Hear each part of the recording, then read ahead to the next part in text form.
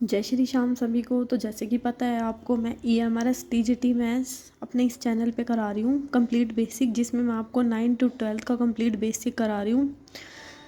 Hope so आपको videos पसंद आ रही हैं। एंड सरफेस एरिया का ऑलरेडी हमने कर लिया है।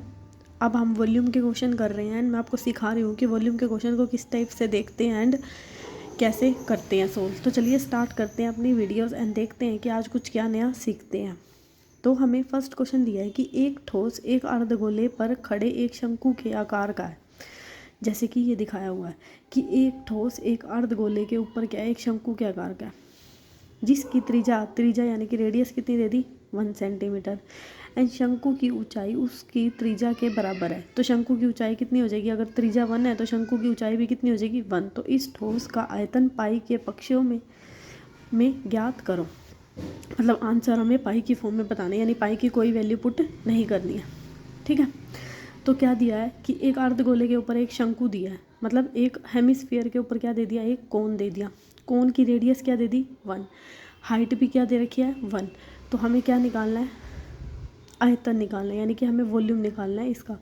तो यहाँ पे आपको क्या दिख रहा है, कोन। नीचे क्या दिख रहा है आपको, हेमिस्फीयर। तो कोन का वॉल्यूम क्या होता है, 1/3 pi R square H. And वो हेमिस्फीयर का वॉल्यूम क्या होता है, 2/3 पाई आर क्यूब।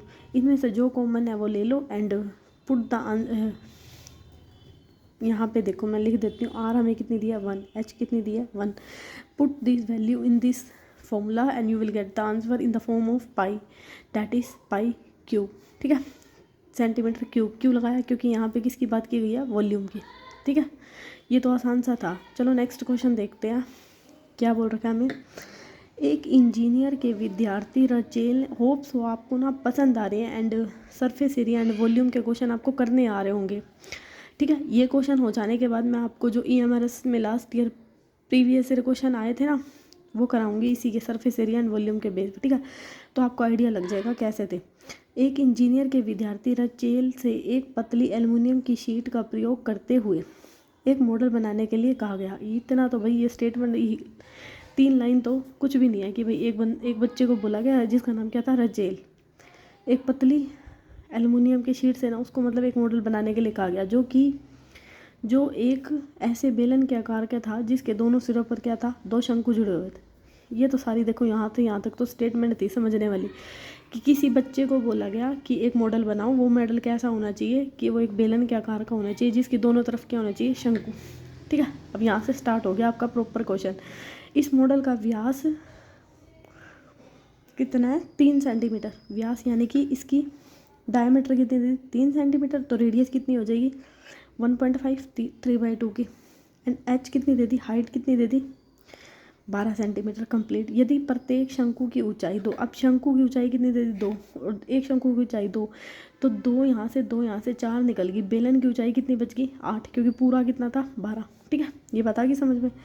तो रचेल द्वारा बनाए गए मॉडल का अंतर्वृष्टीय हवा का आयतन, यानी कि अंदर की भाग पूछ लिया कि जब भी हम अंदर की बात करते हैं तो क्या निकालते हैं, वॉल्यूम।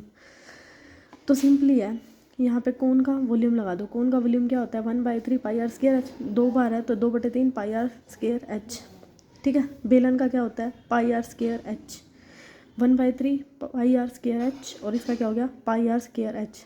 फॉर्मूला लगाओ। ये 2 बार इसलिए लगाया क्योंकि 2 शंकु थे एंड जो कॉमन है वो ले लो। Put this value and you will get the answer is 66 centimetre cube. ठीक है। होप सो आपको वॉल्यूम के क्वेश्चन अब समझ में आ रहे होंगे अच्छे। सो अभी के लिए इतना ही, मिलते हैं कल। Thank you.